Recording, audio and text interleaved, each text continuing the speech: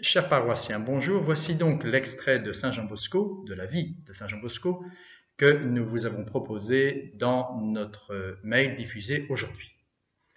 L'été 1854, le choléra se déclara dans la Ligurie. Les premiers cas apparurent à Turin vers la fin juillet.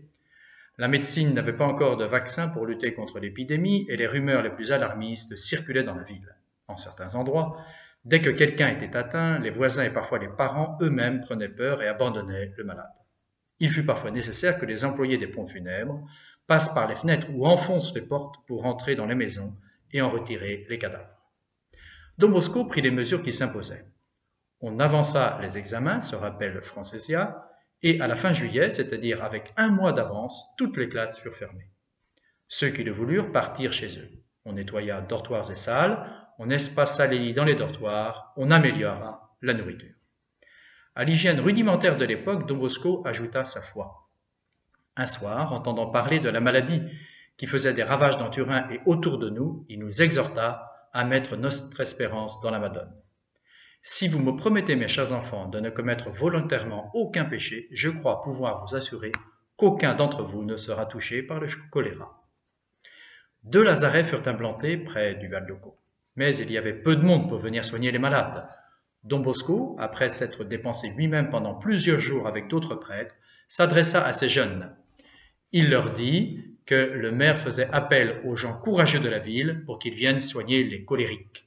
Si quelqu'un voulait venir l'aider dans ce travail charitable, il le remerciait au nom de Dieu.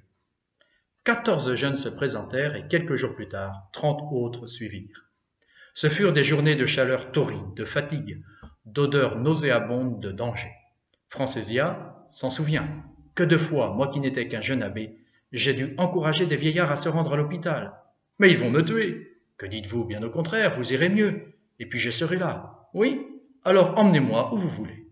Et il ajoute avec une pointe d'ironie, peut-être un peu exagérée, les soi-disant libéraux s'en allèrent et les prêtres restèrent. Baptiste Francésien n'eut pas beaucoup de temps pour ironiser. Le choléra frappa sa propre mère. Dès qu'il en fut averti, il courut chez lui. Elle était au plus mal. Il revint rapidement à l'oratoire et supplia Don Bosco d'aller la confesser. Elle habitait devant l'église de la Consolata. En passant devant la colonne de l'Immaculée qui s'élève sur la place, Don Bosco, la montrant au jeune abbé, lui dit « Elle guérira tout de suite ta maman si tu lui promets de consacrer ta fille quand tu seras prêtre à la faire connaître et aimer. » Francésia accepte l'engagement. Il monte dans la chambre de la malade. Don Bosco la confesse et la réconforte.